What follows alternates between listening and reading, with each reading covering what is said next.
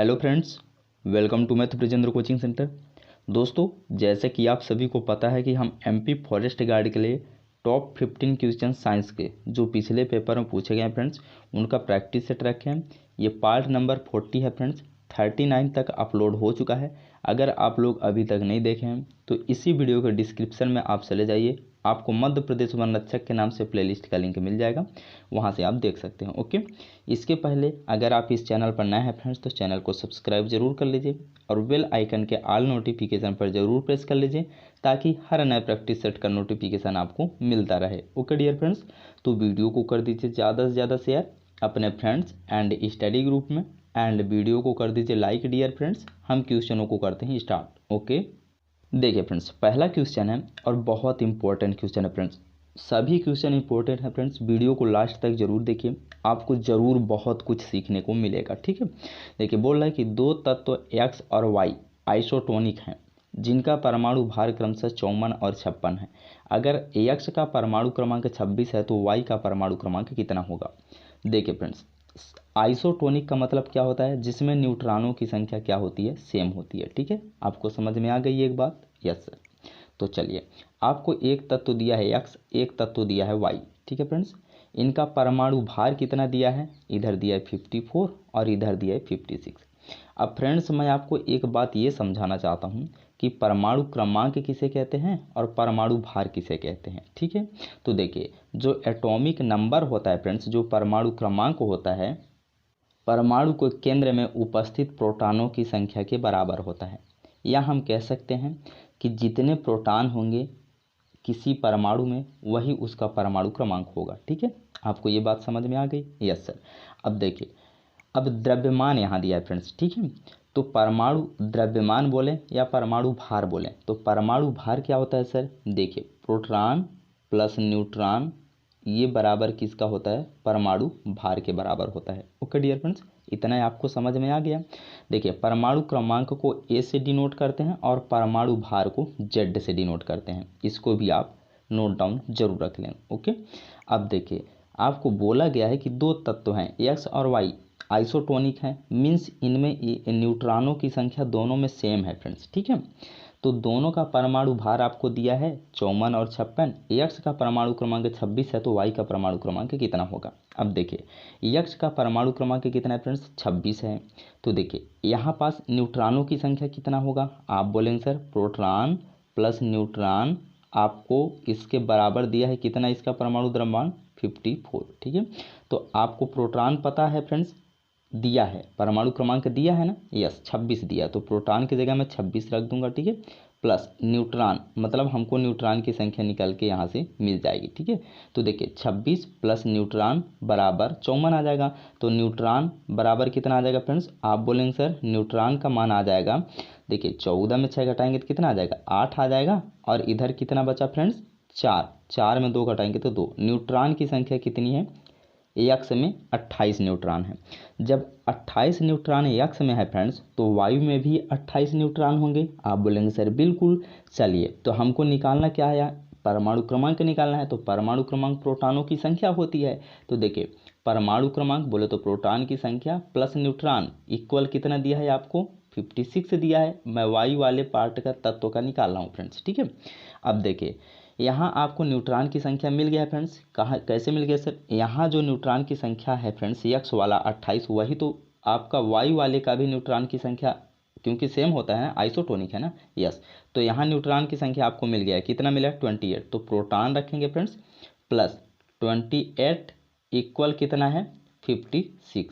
इतना आप सभी को समझ में आ गया। अगर समझ में आ गया तो कमेंट सेक्शन में यस जरूर लिखें। ठीक है, अब देखिए यहाँ से आप प्रोटॉन की संख्या निकाल सकते हैं फ्रेंड्स। उधर 56 है और इधर से 28 उधर जाएगा तो माइनस हो जाएगा, घट जाएगा तो कितना आ जाएगा 28।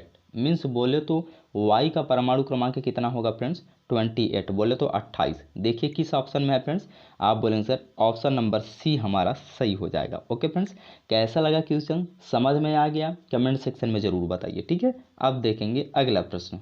देखिए फ्रेंड्स, नेक्स्ट क्वेश्चन है, प्रयोगशाला में संश्लेषित पहला कार्बनिक यौगिक कौन सा था। यहाँ यौगिक होगा फ्रेंड्स। ठीक है, यौगिक कौन सा था आपसे पूछा जा रहा है। तो देखिए फ्रेंड्स, ऑप्शन नंबर फर्स्ट में दिया है आपका urea, methane, ethylene, acetic acid. तो इसका आंसर कौन सा बनेगा फ्रेंड्स?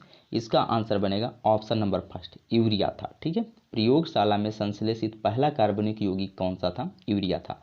अब एक क्वेश्चन आपसे यहाँ पास और पूछा जाता है फ्रेंड्स कि यूरिया में नाइट्रोजन का परसेंटेज कितना होता है? तो कितना होता है? 76, नो फ्रेंड्स 46%। ठीक है, 46% होती है। कितने प्रतिशत नाइट्रोजन होता है यूरिया में फ्रेंड्स? 46%। ठीक है, मेरा क्वेश्चन आपसे यह है फ्रेंड्स कि यूरिया का फार्मूला क्या होता है? आपको कमेंट सेक्शन में जरूर लिखना है। ओके डियर फ्रेंड्स, अब देखेंगे अगला प्रश्न। देखिए फ्रेंड्स, नेक्स्ट क्वेश्चन है, सबसे मजबूत बंध है कार्बन कार्बन के बीच में सिंगल बॉन्ड, कार्बन कार्बन के बीच में डबल बॉन्ड, यहाँ कार्बन कार्बन के बीच में ट्रिपल बॉन्ड है फ्रेंड्स। ठीक है, इस प्रकार से है, और यहाँ पास NOT ये बोला जा रहा है कि कोई नहीं। तो बताइए फ्रेंड्स, इसका आंसर कौन सा बनेगा? देखिए, आपको बहुत अच्छे समझाने की कोशिश कर रहा हूँ फ्रेंड्स, ध्यान से समझिए प्लीज़। ठीक है, देखिए कार्बन कार्बन के बीच में जो सिंगल बॉन्ड होता है फ्रेंड्स, उसकी लंबाई सबसे ज़्यादा होती है। ठीक है, ध्यान से समझिए। कार्बन कार्बन के बीच में जो डबल बॉन्ड होती है फ्रेंड्स, वो सिंगल बॉन्ड से थोड़ा सा कम लंबाई की होती है। ठीक है, अब कार्बन कार्बन के बीच में जो ट्रिपल बॉन्ड होती है फ्रेंड्स, वो सबसे छोटी होती है, मतलब सबसे कम लंबाई की होती है। ठीक है, तो देखिए पहला कंसेप्ट तो मैं आपको ये बताया फ्रेंड्स कि कार्बन कार्बन के बीच में कितने बॉन्ड रहेंगे तो उनका लंबाई क्या होगी। ठीक है, पहले वाले बॉन्ड की लंबाई सबसे ज़्यादा, दूसरे वाले की मीडियम में, तीसरे वाले की सबसे कम। ठीक है, अब देखिए मजबूती की बात करते हैं फ्रेंड्स। तो देखिए जिसमें ट्रिपल बॉन्ड होंगे वो ज़्यादा मजबूत होगा फ्रेंड्स कि जिसमें सिंगल बॉन्ड होंगे वो ज़्यादा मजबूत होगा? आप बोलेंगे सर ट्रिपल बॉन्ड वाला ज़्यादा मजबूत होंगे, क्यों? क्योंकि ये छोटे छोटे बॉन्ड से जुड़े हैं फ्रेंड्स, प्लस बहुत छोटे मतलब नज़दीक होके जुड़े हैं, बहुत इनकी बॉन्ड की लंबाई बहुत कम है। तो सबसे मजबूत कौन सी होगी? ट्रिपल बॉन्ड वाला। तो आपका ऑप्शन नंबर सी सही हो जाएगा। ओके डियर फ्रेंड्स, मैं उम्मीद करूंगा कि ये क्वेश्चन आप सभी को समझ में आ गया होगा। ओके, लेकिन एक बात और है फ्रेंड्स, यहाँ पास एल्केन, आप सिंगल बॉन्ड वाले को क्या बोलते हैं? एल्केन बोलते हैं। ठीक है, डबल बॉन्ड वाले को क्या बोलते हैं? एल्कीन बोलते हैं। ध्यान से समझिए फ्रेंड्स, बहुत इम्पोर्टेंट ये टॉपिक होता है और इसमें लड़के बहुत कंफ्यूज होते हैं। ठीक है, सिंगल बॉन्ड वाले को एल्केन बोलते हैं, डबल बॉन्ड वाले को एल्कीन बोलते हैं, और ट्रिपल बॉन्ड वाले को एल्काइन बोलते हैं। क्या बोलते हैं फ्रेंड्स? एल्काइन बोला जाता है। ठीक है, आप अपने नोटबुक में ज़रूर नोट डाउन कर लेंगे फ्रेंड्स। ठीक है, यहाँ से क्वेश्चन आपको बहुत पूछा जाता है। ठीक है, देखिए ये एक क्वेश्चन में मैं आपको कई क्वेश्चन बता दिया, कम से कम 10 क्वेश्चन से ज़्यादा बता दिया। ठीक है, लंबाई के आधार पर आप याद रखेंगे, मजबूती के आधार पर याद रखेंगे, और किसको एल्केन बोलते हैं, किसको एल्कीन बोलते हैं, किसको एल्काइन बोलते हैं। नेक्स्ट क्वेश्चन है, निम्नलिखित में से कौन सा ऊर्जा का गैर परंपरागत स्रोत नहीं है? अब देखिए फ्रेंड्स, ऊर्जा के दो स्रोत होते हैं, एक परंपरागत, एक गैर परंपरागत। परंपरागत स्रोत वे स्रोत होते हैं फ्रेंड्स जो एनर्जी उपलब्ध होते तक एनर्जी देते हैं, लेकिन वो कभी ना कभी ख़त्म हो जाते हैं। ठीक है, मतलब अंतिम हो जाता है, वो लास्ट हो जाते हैं। ठीक है, वो परंपरागत स्रोत कहलाता है। लेकिन गैर परंपरागत स्रोत ऊर्जा के वे स्रोत होते हैं फ्रेंड्स जो कभी अपने आप में लास्ट नहीं होते, मतलब ख़त्म कभी नहीं होते। ठीक है, जैसे देखिए सौर ऊर्जा कभी ख़त्म हो सकता है फ्रेंड्स? नहीं हो सकता। वायु ऊर्जा कभी नहीं, ज्वारीय ऊर्जा कभी नहीं, लेकिन कोयला ख़त्म हो सकता है फ्रेंड्स। तो गैर परंपरागत स्रोत नहीं है। अब गैर परंपरागत स्रोत वे स्रोत होते हैं जो एनर्जी का स्रोत मतलब कभी ख़त्म नहीं हो सकता। तो ये तीनों नहीं हो सकते, कोयला ख़त्म हो सकता है, ये परंपरागत स्रोत के अंतर्गत आएगा, इसलिए आपका ऑप्शन नंबर बी सही हो जाएगा। ओके डियर फ्रेंड्स, अब देखेंगे अगला प्रश्न। देखिए फ्रेंड्स, नेक्स्ट क्वेश्चन है और बहुत इंपॉर्टेंट क्वेश्चन है फ्रेंड्स। पूछा जा रहा है कि एसिटिक एसिड के एक अणु में ऑक्सीजन के कितने परमाणु मौजूद होते हैं? अब देखिए आपको एसिटिक एसिड का फार्मूला जब पता होगा तभी आप बता सकते हैं फ्रेंड्स। ठीक है, तो क्या होता है फार्मूला सर? CH3COOH होता है फ्रेंड्स, CH3COOH। तो देखिए यहाँ ऑक्सीजन के कितने परमाणु हैं? आप बोलें सर 1 और 2, तो कितने हैं? 2। देखिए किस ऑप्शन में दिया है, ऑप्शन नंबर बी आपका सही हो जाएगा। ठीक है, अगर हाइड्रोजन का पूछा जाता है फ्रेंड्स तो 3 इधर है और 1 इधर है, 4 हो जाता है। कार्बन का पूछा जाता है तो 1 कार्बन यहाँ, 1 कार्बन यहाँ, 2 हो जाता है। ठीक है, तो आप इस फार्मूले को याद रखेंगे फ्रेंड्स, आपसे यहाँ से क्वेश्चन पूछा जाता है। ठीक है, अब देखेंगे अगला प्रश्न। देखिए फ्रेंड्स, नेक्स्ट क्वेश्चन है, विटामिन डी की कमी के लिए सबसे विशिष्ट जांच है serum calcium level, 7 dehydro cholesterol, 1 25 hydroxy vitamin D, 25 hydroxy vitamin D. तो इसका आंसर कौन सा बनेगा फ्रेंड्स, ऑप्शन नंबर डी। और ये बहुत बहुत इंपॉर्टेंट क्वेश्चन है फ्रेंड्स, प्लीज़ इन क्वेश्चनों को आप नोट डाउन करके जरूर रखेंगे, ठीक है, यही आपको सिलेक्शन तक पहुंचाएंगे, ठीक है। तो इसका आंसर कौन सा बन जाएगा, 25 हाइड्रोक्सी विटामिन डी। ओके, अब देखेंगे अगला प्रश्न। देखिए फ्रेंड्स, नेक्स्ट क्वेश्चन है, निम्नलिखित में से कौन सा रक्त स्त्राव विकार है, एनीमिया, ल्यूकोपेनिया, हीमोफीलिया, ल्यूकोपेनिया। तो बताइए फ्रेंड्स इसका आंसर क्या होगा। देखिए यहाँ पास एक ल्यूकेमिया है ऑप्शन में। ओके फ्रेंड्स, तो यहाँ पास एक ऑप्शन को आप ल्यूकेमिया बना लीजिए और एक को ल्यूकोपेनिया। तो इसका आंसर कौन सा बनेगा, ऑप्शन नंबर सी बनेगा फ्रेंड्स, हीमोफीलिया। हीमोफीलिया फ्रेंड्स, जब ये रोग से ग्रसित होता है कोई पर्सन, तो उसका ब्लड का क्लॉटिंग नहीं हो पाता है, मतलब ब्लड जो होता है फ्रेंड्स, रक्त जो होता है जमता नहीं है, लगातार कंटिन्यूसली बहता रहता है, फ्लो होता रहता है। ओके, अब देखेंगे अगला प्रश्न। नेक्स्ट क्वेश्चन है फ्रेंड्स, और ये भी बहुत इंपॉर्टेंट क्वेश्चन है फ्रेंड्स। देखिए क्या पूछा जा रहा है कि एक ऑक्टोपस के कितने हृदय होते हैं, 3, 9, 4, 32। तो इसका आंसर कौन सा बनेगा, ऑप्शन नंबर ए, 3 हृदय होते हैं, ठीक है। अब देखिए मैं आपसे एक क्वेश्चन ये पूछने वाला हूँ फ्रेंड्स कि ऑक्टोपस का ब्लड जो होता है, रक्त जो होता है, उसका रंग कैसा होता है, ठीक है। रक्त का जो रंग होता है फ्रेंड्स वो कैसा होता है, आपको कमेंट सेक्शन में लिखना है, ठीक है। प्लस वो होता है उसका कलर, जो भी कलर होता होगा आपको तो कमेंट में लिखना है, ठीक है। लेकिन वो कलर किस कारण से होता है, किस तत्व की उपस्थिति के कारण उसका कलर उस प्रकार होता है जैसा आप आंसर देने वाले हैं, ठीक है। उसका कारण भी जरूर लिखेंगे, ठीक है। अब देखेंगे अगला प्रश्न। नेक्स्ट क्वेश्चन है फ्रेंड्स कि इंसुलिन थेरेपी वाले मरीज की सबसे आम समस्या क्या है, हाइपरग्लाइसीमिया, यूरेमिया, हाइपरनेट्रोमिया और हाइपरकेलेमिया। तो बताएं फ्रेंड्स इसका आंसर क्या होगा। इसका आंसर हो जाएगा ऑप्शन नंबर ए, हाइपरग्लाइसीमिया। और जो हाइपरकेलेमिया होता है फ्रेंड्स, ये ब्लड में पोटेशियम की अधिकता के कारण होता है। और ब्लड में जब रक्त में पोटेशियम की मात्रा अधिक हो जाती है फ्रेंड्स, तो हमारा जो ब्लड प्रेशर है वो क्या हो जाता है, डाउन हो जाता है, ब्लड प्रेशर कम हो जाता है। ओके, और हाइपरनेट्रोमिया ये फ्रेंड्स, जब ब्लड में सोडियम की मात्रा की अधिकता पाई जाती है, तब हमारे ब्लड का जो प्रेशर होता है वो बढ़ जाता है। उस रोग को हम क्या कहते हैं, हाइपरनेट्रोमिया। ओके डियर फ्रेंड्स, अब देखेंगे अगला प्रश्न। देखिए फ्रेंड्स, नेक्स्ट क्वेश्चन है, एक अल्फा कण का द्रव्यमान कितना होता है, प्रोटॉन का 2 गुना, प्रोटॉन का 3 गुना, प्रोटॉन का 4 गुना, इनमें से कोई नहीं।